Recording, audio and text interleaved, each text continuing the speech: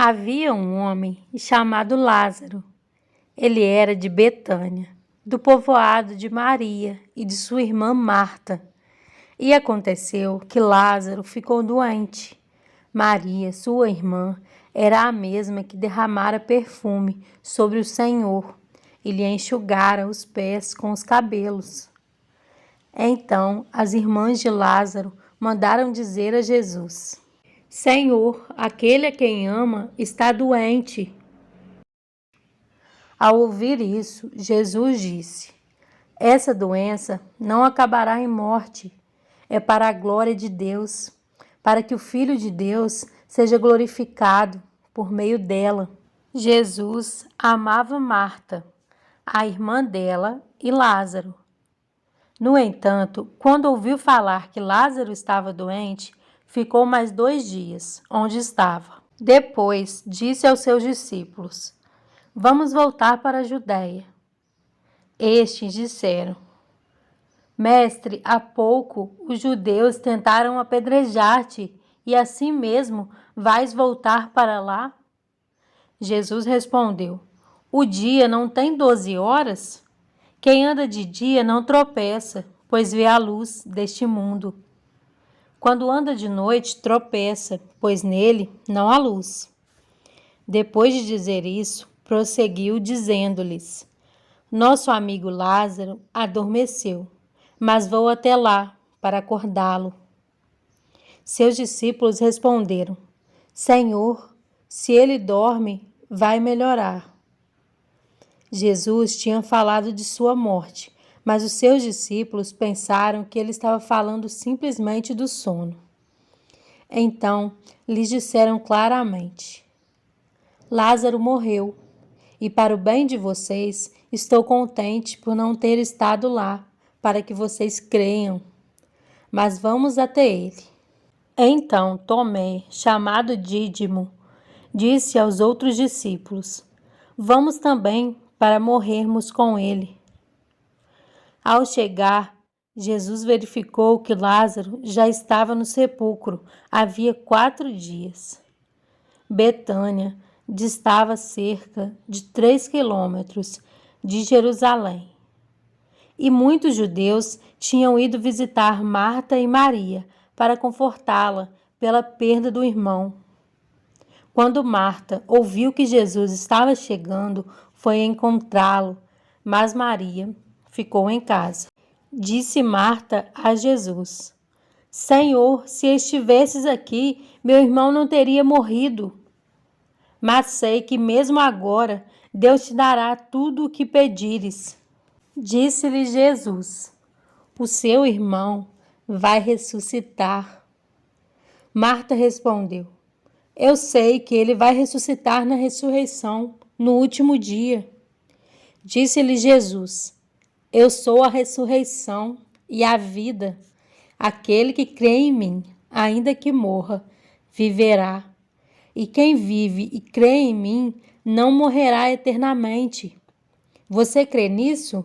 Ela lhe respondeu: Sim, Senhor, eu tenho crido que tu és o Cristo, o Filho de Deus, que devia vir ao mundo. E depois de dizer isso, foi para casa e, chamando à parte Maria, disse-lhe: O Mestre está aqui e está chamando você. Ao ouvir isso, Maria levantou-se depressa e foi ao encontro dele. Jesus ainda não tinha entrado no povoado, mas estava no lugar onde Marta o encontrara. Quando notaram que ela se levantou depressa e saiu, os judeus que a estavam confortando em casa seguiram-na, supondo que ela ia ao sepulcro para ali chorar. Chegando ao lugar onde Jesus estava e vendo-o, Maria prostrou-se aos pés e disse: Senhor, se estivesses aqui, meu irmão não teria morrido. Ao ver chorando Maria e os judeus que a acompanhavam, Jesus agitou-se no espírito e perturbou-se. Onde o colocaram? Perguntou ele. Vem e vê, Senhor, responderam eles. Jesus chorou. Então os judeus disseram: Vejam como ele o amava. Mas alguns deles disseram: ele que abriu os olhos do cego não poderia ter impedido que este homem morresse? Jesus, outra vez profundamente comovido, foi até o sepulcro. Era uma gruta com uma pedra colocada na entrada. Tirem a pedra, disse ele. Disse Marta, irmã do morto. Senhor, ele já cheira mal, pois já faz 4 dias. Disse-lhe Jesus: não lhe falei que se você cresce, veria a glória de Deus?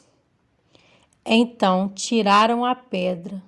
Jesus olhou para cima e disse: Pai, eu te agradeço porque me ouviste. Eu sabia que sempre me ouves, mas disse isso por causa do povo que está aqui, para que creia que tu me enviaste.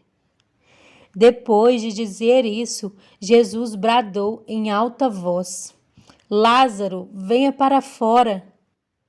O morto saiu com as mãos e os pés envolvidos em faixas de linho e o rosto envolto num pano.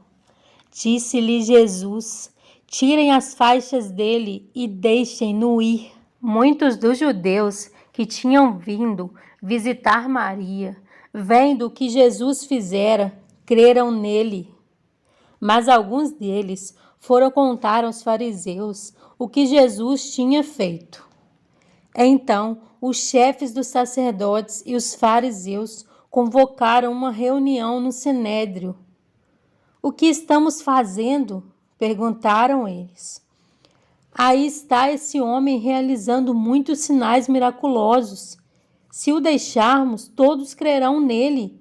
E então os romanos virão e tirarão tanto o nosso lugar como a nossa nação.